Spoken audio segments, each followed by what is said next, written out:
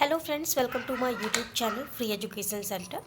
Today we will study second chapter of Ghatna Chakra covering environment and ecology portion.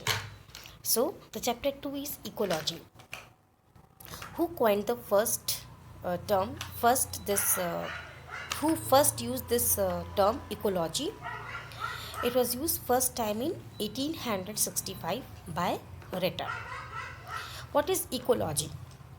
Ecology क्या है? Ecology एक study है किस चीज़ की? It is a study of structure and function of nature. प्रकृति के structure, उसकी क्या फंक्शन है, उसकी स्टडी करना is the ecology. Now who propose the concept of ecosystem? It was proposed by A.G. Tansley in 1935. The main cause of ecological imbalance in India. Bharat में जो भी हमारी इकोलॉजिकल इम्बैलेंस होती है, जो भाई हमारे प्रकृति में ऊंच नीच होता है, वो मेन किसके कारण होता है? That is because of deforestation. मतलब जो हम पेड़ पौधे और फॉरेस्ट बर्बाद कर रहे हैं. डिफॉरेस्टेशन, जो ख़त्म हो रहा है हमारा forest area, that is deforestation. Next is maximum reproductive capacity of an organism under optimum environmental condition. किसी भी ऑप्टिमम इन्वायरमेंटल कंडीशन में किसी भी ऑर्गेनिज्म की मैक्सिमम रिप्रोड्यूस करने की कैपेसिटी क्या है? That is its biotic potential. मतलब किसी भी ऑर्गेनिज्म की रिप्रोडक्टिव कैपेसिटी क्या है? Biotic potential. Then flow of energy in an ecosystem. हमारे इकोसिस्टम में एनर्जी फ्लो करती है और हमेशा फ्लो होती है यूनिडायरेक्शनल. मतलब प्लांट हम जब खाते हैं तो प्लांट्स से हमको एनर्जी मिलता है, लेकिन प्लांट को हमसे एनर्जी नहीं मिलता है. रिवर्स प्रोसेस ही नहीं होता, प्लांट हमें नहीं खाता है. लाइक तो this flow of energy is always unidirectional. 10% law of transfer of energy from one trophic level to the next was introduced by 10%. मतलब जो हमारा एनर्जी का फ्लो होता है जो कि यूनी डायरेक्शनल है, वो उसमें 10% लॉ है. 10% लॉ मतलब एक से ट्रॉफिक से हम दूसरे ट्रॉफिक पे जब ये जाता है तो पहले वाले से 10% कम हो जाता है जब दूसरे पे जाता है. तो ये सबसे पहले किसने ये कॉन्सेप्ट इंट्रोड्यूस किया था? That was Raymond Lindeman in 1942. Next है what is the reason of transition between two biological communities. जैसे कि हमारी दो कम्युनिटीज़ के बीच में जो ट्रांजिशन का रीज़न है, मतलब जो ट्रांजिट हो रहा है एक से दूसरे में, एक से दूसरी कम्युनिटी में, वो क्या उसे क्या कहेंगे हम? Ecotone. The reason of transition between two biological communities, ecotone. The term ecosystem coined bye A.G. Tansley. Order of ecosystem productivity in decreasing order. मतलब कौन से इकोसिस्टम में हमें एग्जांपल देना है कि वो डिक्रीजिंग ऑर्डर में, मतलब घटते हुए क्रम में उसका प्रोडक्शन है. जैसे कि हमारा मैनग्रूव है, मैनग्रूव फॉरेस्ट, उससे नीचे है हमारा ग्रासलैंड है, उससे नीचे लेक है और सबसे नीचे है ओशन. तो order of ecosystem which is where the productivity is decreasing, is going on decreasing order. That is mangrove, more than grassland, more than lake, more than ocean. An ecosystem with more diversity has more productivity. जिस ecosystem में जितनी diversity होती है, जैसे कि जो mangrove है वो सबसे ज़्यादा प्रोडक्टिव है, क्योंकि सबसे ज़्यादा डाइवर्सिटी भी मैनग्रोव में होती है. मैनग्रोव फॉरेस्ट जो हमारा होगा उसमें सबसे ज़्यादा डाइवर्स पूरे इकोसिस्टम में होता है. तो जो भी इकोसिस्टम जितना ज़्यादा डाइवर्स होता है उतना ज़्यादा वो प्रोडक्टिव होता है. Indian wild life protection act कब आया? It was passed in 1972. Indian wild life protection act 1972. Then forest conservation act 1980. Who coined the term ecological niche? Joseph Grinnell 1970. Then eco sensitive zones are mentioned under. Eco sensitive zone कहाँ पे mention की हुई है? It was mention under environment protection act which was passed in 1986. Environment protection act. Ecology is the study of relationship between organism and environment. Ecology क्या है? Study है किस चीज़ की? ऑर्गेनिज्म और इन्वायरमेंट के बीच में जो रिलेशन है। Ecology was first coined by Ernst Haeckel. सबसे पहले किसने इकोलॉजी टर्म क्वाइन किया था? Ernst Haeckel. Ecosystem proposed by A.G. Tansley. Which of the following not true about ecosystem? It is a closed system. Ecosystem हमेशा open system है क्योंकि energy इसमें flow हो रही है, एक ट्रॉफिक लेवल दूसरा ट्रॉफिक लेवल, इस तरीके से एक क्लोज सिस्टम नहीं है, ये ओपन सिस्टम है। तो नॉट ट्रू में क्या आएगा? It is a close system. Which one of the following is the best description of the term ecosystem? Options दिए हुए हैं कुछ, इसमें से सबसे बेस्ट कौन सा डिस्क्राइब कर रहा है? तो इसमें आंसर होगा the community of organism together with the environment. मतलब जो आपका ये इकोसिस्टम है, ऑर्गेनिज्म और इन्वायरमेंट दोनों को एक साथ लेता है, ठीक है। The community of organism together with the environment in which they live, जिस इन्वायरमेंट में वो रह रहे हैं उसी इन्वायरमेंट के साथ जो उनका इंट्रैक्शन है, जो भी उनका रिलेशनशिप है, एवरीथिंग। आर्टिफिशियल इकोसिस्टम, ये ऑप्शंस दिए हैं pond, forest, field, none of these. इसमें से कौन सा आर्टिफिशियल है? तो फील्ड हम लोग खुद तैयार करते हैं ना, जितने भी आपकी crop field, rice field, wheat field आएगी वो सब किस में आएगी? आर्टिफिशियल इकोसिस्टम में आएगी। Number of organism that can be supported by the environment in the given area is the carrying capacity. किसी भी गिवन एरिया में वो इन्वायरमेंट कितने ऑर्गेनिज्म को सपोर्ट कर सकता है, मतलब उसकी कैरिंग कैपेसिटी कितनी है। Which one of the following terms describe not only the physical space occupied by an organism but also its functional role in the community of organism, that is ecological Nick.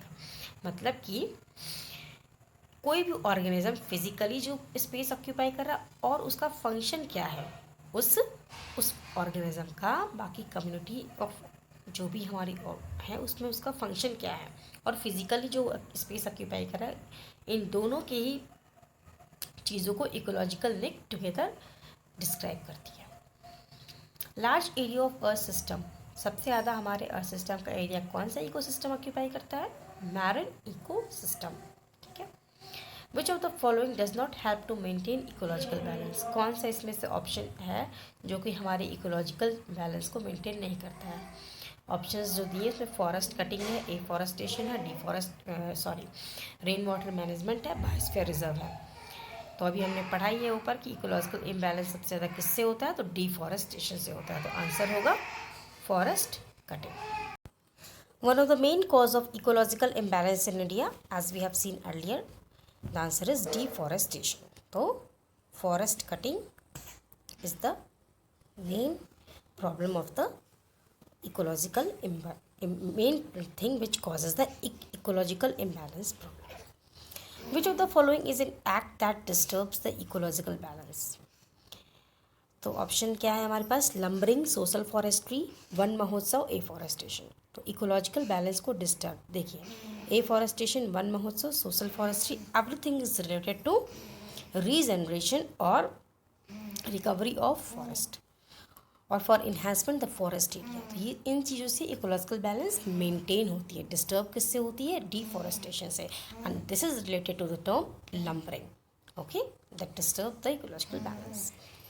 The highest trophic level in an ecosystem is obtained by, देखिए सबसे ज़्यादा जो हमारा trophic level है, मतलब एक level trophic level क्या है कि जैसे जो एक फूड सिस्टम या इकोसिस्टम हम रिप्रेजेंट करते हैं जिसमें एक से दूसरे में एनर्जी ट्रांसफ़र हो रही है, जैसे कि हर्बीवोर है, फिर हर्बीवोर को जो आपका प्राइमरी प्रोड्यूसर है उसे प्राइमरी कंज्यूमर खाएगा, फिर उसे सेकेंडरी कंज्यूमर खाएगा, प्राइमरी को सेकेंडरी कंज्यूमर को टर्सरी कंज्यूमर खाएगा। तो कौन से ट्रॉफिक लेवल जो है इकोसिस्टम में कौन सा सबसे ज़्यादा बड़ा ट्रॉफिक लेवल होता है? तो ओमनीवोर्स क्या आपके टर्सरी कंज्यूमर्स हैं, दे occupy the largest area. Herbivores क्या हैं? जो प्रोड्यूसर्स हैं, प्राइमरी ग्रीन प्लांट्स। कार्निवोर्स क्या हैं? जो लोग हर्बीवोर्स को खाते हैं। देन ओमनीवोर्स हैं जो कार्निवोर्स को भी खाते हैं और हर्बीवोर्स को भी खाते हैं। डिकम्पोजर्स कौन है?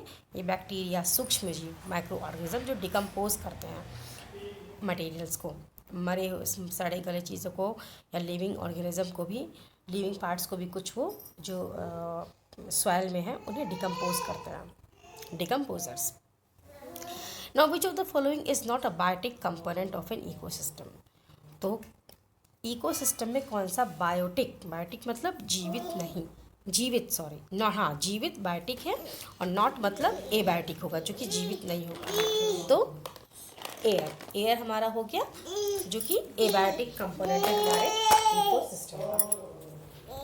Then next is the primary source of energy in eco body is. तो ऑप्शंस हमारे पास है energy emitted by fermentation. Next है, ओके सॉरी इसका ऑप्शन करेक्ट आंसर ही नहीं लिखा है। वैसे जो प्राइमरी सोर्स एनर्जी की हमारी इको बॉडी में क्या है वो है सोलर एनर्जी, मतलब सन। जैसे जो सूर्य है उसका जो सोलर एनर्जी है वही हमारा प्राइमरी सोर्स है। उसको कौन खाते हैं, ग्रीन प्लांट्स खाते हैं। फिर ग्रीन प्लांट्स को कौन खाते हैं, प्राइमरी कंज्यूमर्स खाते हैं। जैसे हम लोग वेजिटेरियंस भी हो जाएंगे जो प्राइमरी जो डायरेक्ट खाते हैं ग्रीन प्लांट्स को, या अदरवाइज़ जो काऊ हो गया, जो भी प्लांट्स ईटिंग एनिमल्स हैं, फिर उनको कौन खाएगा, सेकेंडरी कंज्यूमर्स खाएंगे। देन कार्निवोर्स हो गए जो कि, देन ऑमनिवोर्स जो कि सब कुछ खा सकते हैं, खाते हैं। With respect to food chains in ecosystem decomposer organism are. तो डिकम्पोजर हमारे कौन से हैं, सूक्ष्म जीव, जिसमें वायरस डिकम्पोजर नहीं है, क्योंकि वायरस तो खुद किसी के ऊपर डिपेंडेंट होता है, होस्ट के ऊपर। तो कौन है, bacteria and fungus, they comes enter the decomposer. Decomposers जो है नेचर में रिसाइकलिंग करते हैं, क्योंकि ये चीज़ों को डिकम्पोज करते हैं, फिर से वो दोबारा वो चीज़ें बनती हैं। That's why they are called nature's recycler. Which of the following are the primary consumer in an ecosystem. Primary consumer जो डायरेक्ट ग्रीन प्लांट्स को खाता है। तो out of these options correct answer हमारा है आंट्स एंड डियर, चींटियाँ और dear. अब टाइगर क्या है, ये तो आपका क्या हो जाएगा, कार्निवोर हो जाएगा। फॉक्स भी कार्निवोर हो जाएगा। तो ants and deer. In a food chain man is a. तो आदमी, हम लोग क्या हैं, ह्यूमन बींग्स, हम क्या हैं, हम लोग प्राइमरी सेकेंडरी कंज्यूमर दोनों हैं। मतलब हम लोग ग्रीन प्लांट्स को भी खा रहे हैं और एनिमल्स को भी खा सकते हैं जो नॉन वेजिटेरियंस हैं। 10% law is related with 10% law, मतलब है कि जब हम एक ट्रॉफिक लेवल से दूसरे पे जाते हैं तो एनर्जी जो फ्लो करती है तो वो घटती जाती है। तो it is related to transfer of energy as a food from one trophic level to other. In the marine environment, main primary producer are marine environment, marine ecosystem जो कि हमारा सबसे बड़ा इकोसिस्टम कंस्टिट्यूट करता है हमारे अर्थ पे, उसमें मेन प्राइमरी प्रोड्यूसर्स कौन है। अब प्लांट्स होते हैं प्राइमरी प्रोड्यूसर्स, और फाइटोप्लैंक्टन्स जो होते हैं, फाइटोप्लैंक्टन्स ये मैरिन इन्वायरमेंट में हमारे प्राइमरी प्रोड्यूसर्स होते हैं। जैसे हम लोग के यहाँ टेरेस्ट्रियल में आपके प्लांट्स हैं, वैसे ही मैरिन में फाइटोप्लैंक्टन्स, जिन्हें हम माइक्रो एल्गी भी कहते हैं, also known as micro algae which are similar to terrestrial plant. जैसे हमारे प्लांट्स हैं प्राइमरी प्रोड्यूसर, वैसे ही मैरिन में फाइटोप्लैंक्टन्स है, also known as micro alga. Among the biotic component of ecosystem producer system is. Biotic component हमारा जो ecosystem का है उसमें प्रोड्यूसर सिस्टम क्या है हमारे, ग्रीन प्लांट। ग्रीन प्लांट जो कि प्रोड्यूसर्स हैं, they are autotrophs, they are self feeding, they are fundamental to the food chain of all ecosystem, that's why they are primary producer। ठीक है। ट्रॉफिक लेवल 1 इंक्लूड्स ट्रॉफिक, ये जो हमारा primary producer है वही हमारे ट्रॉफिक लेवल 1 में आएगा। ठीक है। Out of herbivores, carnivores and omnivores, green plants will be first comes to this our trophic level first because they are primary producers। which one of the following pairs is correctly match। तो mountain को बोला है most stable, wrong. Abiotic component bacteria, नहीं, abiotic मतलब जो जीवित नहीं है, जैसे भी हमने पढ़ा एयर, एयर आएगा एबायोटिक में, और बैक्टीरिया क्या है, जीवित है, जो कि बैक्टीरिया क्या है, डिकम्पोजर्स है, nature recyclers. So they are, ये भी रॉन्ग हो गया। Green plants ecosystem correct. Rainfall global warming, no, rainfall नहीं, कार्बन डाइऑक्साइड से ग्लोबल वार्मिंग हो रहा है। Correct order in the food chain of various components of terrestrial grass ecosystem is. तो इसमें से आउट ऑफ दीज ऑप्शन हमें देखना है कौन सा करेक्ट ऑर्डर में हमारा फूड चेन फ्लो कर रहा है, किसमें, टेरेस्ट्रियल ग्रास इकोसिस्टम में। तो ग्रास इकोसिस्टम का मतलब है सबसे पहले तो ग्रास ही होगा प्राइमरी प्रोड्यूसर, जो कि सोलर एनर्जी को लेगा डायरेक्ट और एनर्जी उसके पास आएगी। डायरेक्टली पहले सन से। इसके बाद ग्रास को कौन डायरेक्ट खाएगा? Grasshopper. फिर ग्रास हॉपर को फ्रॉग खाएगा, फ्रॉग को स्नेक खाएगा। ठीक है, तो grass, grasshopper, then frog, then snake. Which of the following constitute a food chain? Out of these options कौन सा? अब फूड चेन जो होता है उसमें सबसे नीचे एक प्राइमरी प्रोड्यूसर होगा, उसको प्राइमरी कंज्यूमर पहले खाएगा, फिर उसको उसके जो सेकेंडरी कंज्यूमर है वो खाएगा। अब इसमें जो ऑप्शंस दिए हैं इसमें से करेक्ट ऑप्शन है ग्रास। घास को कौन खाएगी? बकरी। बकरी को कौन खाएगा? इंसान। हो गया। Biomass pyramid is reversed in which type of ecosystem? किस इकोसिस्टम में हमारा जो बायोमास का पिरामिड है वो रिवर्स है, मतलब नीचे पतला है, ऊपर में नीचे छोटा है उसका बेस और ऊपर में चौड़ा है उस इकोसिस्टम का। मतलब जो प्रोड्यूसर्स हैं वो कम हैं और खाने वाले ज़्यादा हैं। फॉरेस्ट में कौन है? ग्रास है, तो ग्रास से घास ज़्यादा होती है, तो ये तो रिवर्स नहीं है, अपराइट है। पॉन्ड में कौन है? पॉन्ड हमारा मैरिन एनवायरनमेंट। इसमें क्या है, जो फाइटो हैं, माइक्रो एल्गीज हैं, ये कम होते हैं नंबर में, जबकि जो बाकी हैं, मछली हो गई या बाकी चीज़ें ज़्यादा हैं उसकी कंपैरिजन में, तो इसका जो बेस है वो कम होगा, that is it is down. नीचे वाला जो होगा इसका कम होगा, that is reverse. Biomass pyramid इसकी क्या है? रिवर्स है।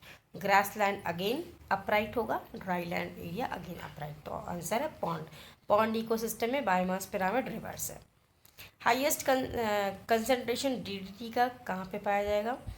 डीडीटी देखिए नॉन बायोडिग्रेडेबल बायोमैग्नीफाइंग पोल्यूटेंट है। बायोमैग्नीफाइंग पोल्यूटेंट का मतलब है ऐसा प्रदूषण का वो बायोमोलिक्यूल है जो कि एक ट्रॉफिक लेवल से जब दूसरे पे जाएगा तो उसका कॉन्सेंट्रेशन बढ़ जाएगा। बायोमैग्नीफाइंग, मैग्निफिकेशन बढ़ना, बायोलॉजिकल ऑर्गेनिज्म के थ्रू जब कोई चीज़ इंक्रीज होती है that is biomagnification.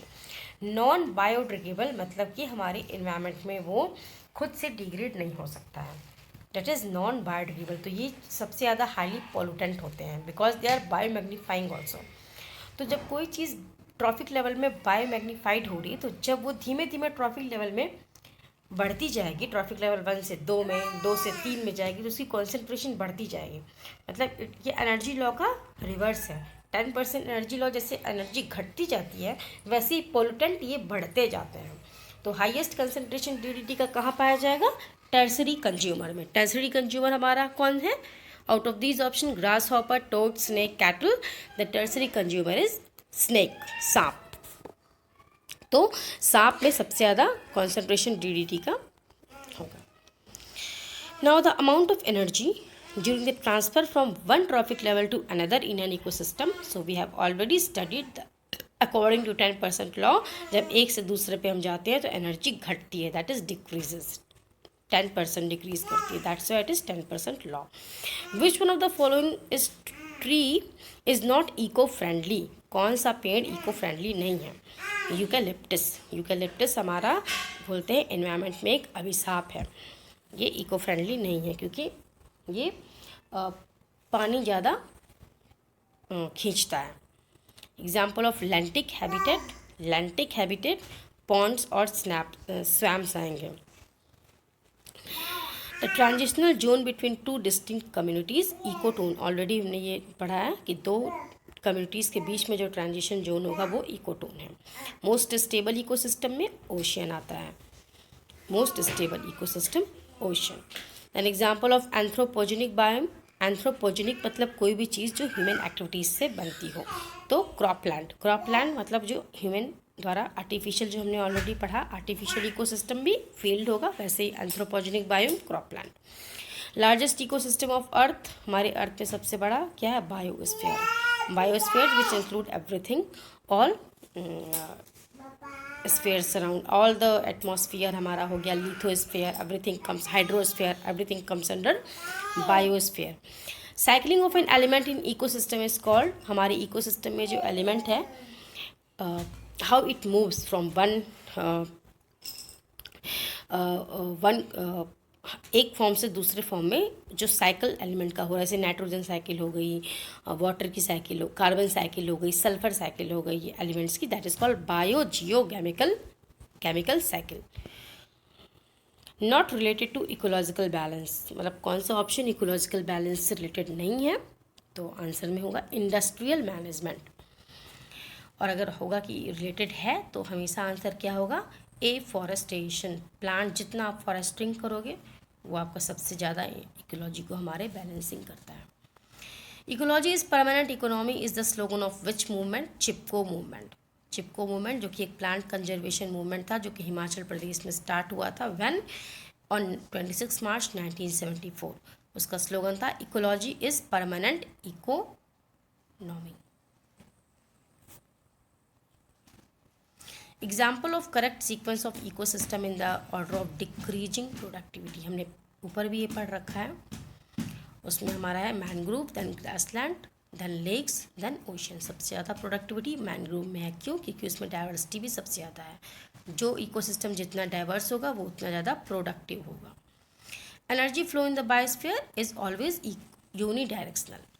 The term deep ecology first time used by Arne Naess. The concept of ecological niche was first given by Grinnell. Measurement unit of ecological footprint. Ecological footprint मतलब minimum area land की which is required to completely sustain life of a person. एक आदमी के life को sustain करने के लिए जो मिनिमम एरिया हमें चाहिए, जैसे हमारे क्या बोलते हैं कदम, वैसे हमारी इकोलॉजिकल फुटप्रिंट होती है और उसका यूनिट मेजरमेंट का क्या है, ग्लोबल हेक्टेयर है। देन कुछ ये हैं इकोलॉजिकल कंसर्न्स हैं, कब पास हुए हैं, जैसे वाइल्ड लाइफ प्रोटेक्शन 1972 में, इन्वायरमेंट प्रोटेक्शन एक्ट 1986 में, फॉरेस्ट कंजर्वेशन एक्ट 1980 में। Then example of food chain in marine ecosystem. Marine ecosystem जो कि सबसे बड़ा इकोसिस्टम हमारा कंस्टिट्यूट करता है, तो इसका फूड चेन में हमारा एग्जाम्पल होगा diatoms, then crustaceans, then herring. Diatom, crustacean, then herring. Bionomics, bionomics is study of organism and its relation to environment. Study of organism और उसका एनवायरनमेंट के साथ क्या रिलेशन है, it comes under bionomics. Then कुछ terminology है like pycnocline, halocline, thermocline. Pycnocline water system की डेंसिटी ग्रेडियंट क्या है, density gradient of any water ecosystem. Halocline salinity gradient of any water system. Water system की सैलिनिटी मतलब उसकी salt level जो है वो कितनी है। देन थर्मोक्लाइन, थर्मोक्लाइन है change in temperature with respect to depth of water system. Thermocline change in temperature with respect to depth of water system. Eco sensitive zone का मेंशन कहाँ पे हुआ है, इन्वायरमेंट प्रोटेक्शन एक्ट 1986 में। ये ऐसे sensitive zone इसलिए बोलते हैं बिकॉज यहाँ पे हमारी एक्टिविटीज़ रेगुलेटेड होती हैं और रेस्ट्रिक्टेड होती हैं, कम्प्लीटली प्रोहिबिटेड नहीं होती हैं। हम जा सकते हैं लेकिन हर चीज़ नहीं कर सकते हैं।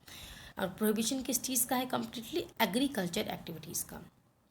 और दूसरी बात है हम वहाँ कॉमर्शलाइजेशन भी नहीं कर सकते हैं, एक्सप्लॉइट नहीं कर सकते अपने पर्सनल यूज के लिए, इसीलिए हमें इको सेंसिटिव जोन्स कहते हैं। सो एक्टिविटीज़ कम्प्लीटली प्रोहिबिटेड नहीं है except agriculture, they are restricted and regulated.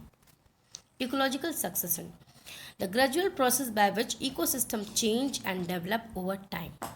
Biotic succession हो गया, बायोटिक सक्सेशन हमारा हो गया natural process of displacement of one particular community by another in a particular area. Then the correct sequence of its phase, it will like nudation, then migration, then ecaxis, then reaction, then stabilization, and MERS. Nudation, migration, ecessis, reaction, stabilization. Correct sequence of phase in the biotic succession. तो ecological succession है gradual process by which ecosystem change and develop over time. Correct order of biological organism ranging from organism to biosphere. तो biological organism जो कि आपका organism to biosphere, देखिए सबसे पहले population है, पॉपुलेशन से कम्युनिटी बनती है, कम्युनिटी से इकोसिस्टम बनता है, इकोसिस्टम से लैंडस्केप होता है। तो ये आपका सेकंड चैप्टर पूरा कंप्लीट हुआ। सारे इंपॉर्टेंट पॉइंट्स, ये सारे जितने भी पॉइंट्स हैं they were asked in UPPCS, IAS और other civil services examination. Sorry for some of the disturbance which is caused by my son Vikramaditya Rao. Thank you for today's lecture.